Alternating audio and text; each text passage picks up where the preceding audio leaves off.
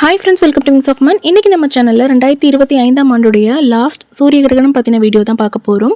இந்த வீடியோவில் இந்த சூரிய கிரகணம் வரக்கூடிய நாள் நேரம் எப்போது, இந்தியாவிலிருந்து இந்த சூரிய கிரகணத்தை நம்மளால் பார்க்க முடியுமா, இந்த சூரிய கிரகணம் அப்போது என்ன விஷயங்கள் எல்லாம் செய்யலாம், எந்த விஷயங்கள் எல்லாம் செய்யவே கூடாது, இந்த மாதிரியான இன்ஃபர்மேஷன் எல்லாமே இந்த வீடியோவில் இருக்கும். ஸோ வீடியோவை ஸ்கிப் பண்ணாமல் பாருங்கள், ரொம்பவே யூஸ்ஃபுல்லாக இருக்கும்.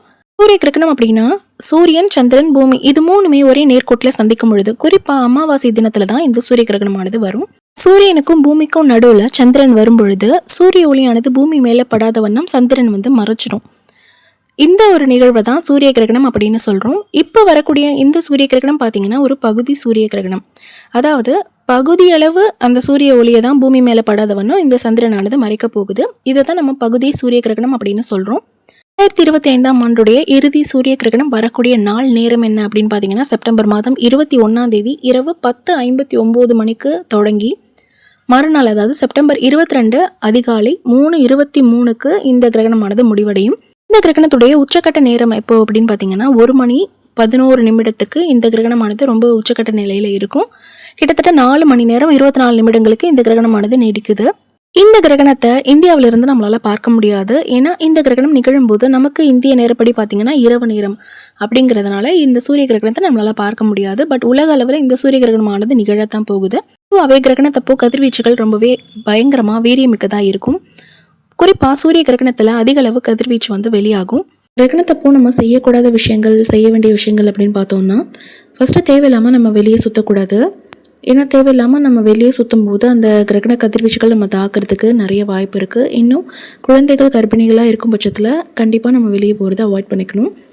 இதோட டைமிங் பார்த்திங்கன்னா நம்ம சொன்ன மாதிரி 11 மணி வாக்கு 10:59க்கு தான் ஸ்டார்ட் ஆகுது.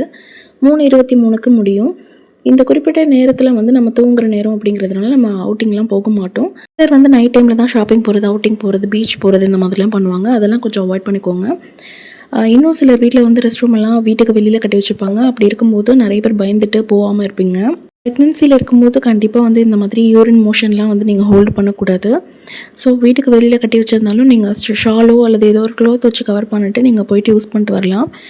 உணவு பொறுத்த வரைக்கும் நீங்கள் ஈஸியாக டைஜஸ்ட் ஆகக்கூடிய ஃபுட்டு தான் நீங்கள் எடுத்துக்கணும். அந்த டைமில் நமக்கு டைஜஷன் ரொம்பவே ஸ்லோவாக இருக்கும். நிறைய பேர் சொல்லி கேள்விப்பட்டிருப்பீங்க, கிரகண நேரத்தில் நான் சாப்பிட்டதுனால வாமிட் வந்துருச்சு, அதிகப்படியாக வாமிட் பண்ணிட்டேன், வயிறு உப்பசமாக இருக்கிற மாதிரி இருக்குது அப்படின்லாம் சொல்லுவாங்க. இது டைஜஷன் இஷ்யூவால் தான் இந்த மாதிரிலாம் இருக்குது. டைஜஷன் நமக்கு கிரகண நேரத்தில் பொதுவாகவே ஸ்லோவாக தான் இருக்கும். அதனால தான் நம்ம அந்த நேரத்தில் நமக்கு சேராத உணவுகள் எதுவுமே எடுத்துக்கக்கூடாது. எண்ணெயில் பொரிச்ச ஐட்டம், நான்வெஜ் ஐட்டம், இன்னும் ஹோட்டலில் வாங்கின ஃபுட் இதெல்லாம் நம்ம கண்டிப்பாக எடுத்துக்கக்கூடாது. வீட்டில் சமைச்ச உணவுகள் தான் சாப்பிடணும். இன்னும் குறிப்பாக நம்ம 1 மணி நேரத்துக்கு முன்னாடி கிரகணம் ஸ்டார்ட் பண்ணுறதுக்கு 1 மணி நேரத்துக்கு முன்னாடியே நம்ம சாப்பிட்றது ரொம்ப நல்லது. அதுக்கப்புறம் சாப்பிடணும் அப்படின்னா அதுக்கு தேவையான ஃப்ரூட்ஸ் எல்லாம் நீங்கள் முன்னாடியே கட் பண்ணி வச்சுக்கணும். ஏன்னா நம்ம கிரகண நேரத்தில் ஷார்ப்பான பொருட்களை ஹேண்டில் பண்ணக்கூடாது. ஏன் அப்படின்னா கிரகண நேரத்தில் புவியீர்ப்பு சக்தியில் பயங்கரமான டிஃப்ரென்ஸ் இருக்கும். தவறுதலாக நம்ம கை கட் பண்ணிப்போம் அப்படிங்கிறதுனால தான் இந்த மாதிரி ஷார்ப்பான பொருட்களை ஹேண்டில் பண்ணக்கூடாது அப்படின்னு சொல்கிறாங்க. காய்கறி நறுக்கிறது, சிசர் வச்சு ஏதாவது துணி கட் பண்ணுறது, பேப்பரை வெட்டுறது, ஊசி நூல் தைக்கிறது, இந்த மாதிரி எந்த விஷயமும் நீங்கள் பண்ணக்கூடாது. புவியீர்ப்பு சக்தியில் என்ன டிஃப்ரென்ஸ் இருக்கும் அப்படின்னு பார்த்தீங்கன்னா, நம்ம அந்த காலத்தில் உலக்கை, அம்மிக்கல், ஆட்டுக்கல் இதெல்லாம் நிறுத்தி வச்சோம் அப்படின்னா அந்த கிரகணம் முடிகிற வரைக்குமே அந்த உலக்கையெல்லாம் அப்படின்னு செங்குத்தாக நிற்கும். கிரகணம் முடிஞ்சதும் டக்குனு கீழே விழுந்துடும். அந்தளவுக்கு புவியீர்ப்பு சக்தியில் பயங்கர டிஃப்ரென்ஸ் இருக்கும். இதனால் தவறுதலாக நம்ம ஏதாவது கை கட் பண்ணிப்போம் அப்படிங்கிறதுனால தான் இந்த ஷார்ப்பான பொருட்கள்லாம் யூஸ் பண்ணக்கூடாது அப்படின்னு சொல்கிறாங்க. நிறைய பேர் நம்பிட்டுருக்கோம், ஏதாவது நம்ம தவறுதலாக ஏதாவது கிரகண நேரத்தில் ஒரு வேலையை செஞ்சிட்டோம், பாய்க்குறையை பிச்சிடுறது, ஏதாவது பேப்பரை கிழிக்கிறது, இந்த மாதிரி பண்ணோம் அப்படின்னா குழந்தைக்கு மூக்கில் அறுப்பட்ட மாதிரி, காது மழிஞ்ச மாதிரி, வாய் பிளந்த மாதிரிலாம் பிறப்பாங்க அப்படின்னு. அந்த மாதிரி சயின்டிஃபிக்காக எந்த ஒரு ப்ரூஃபும் கிடையாது. இந்த கிரகணத்தினால தான் இந்த குழந்தைக்கு இந்த மாதிரி பிறவி குறைபாடுகள் வருது அப்படின்னு சொல்லி. இருந்தாலும் நம்மளுடைய முன்னோர்கள் காலங்காலமாக கிரகண நேரத்தில் இந்த விஷயங்கள்லாம் நம்ம பண்ணக்கூடாது அப்படின்னு சொன்னதுனால அந்த விஷயங்களை நம்ம இப்போ வரைக்கும் ஃபாலோ பண்ணிகிட்ருக்கோம். ஸோ இந்த கிரகணத்தப்பையும் நீங்கள் கண்டிப்பாக இந்த விஷயங்களை ஃபாலோ பண்ணணும்.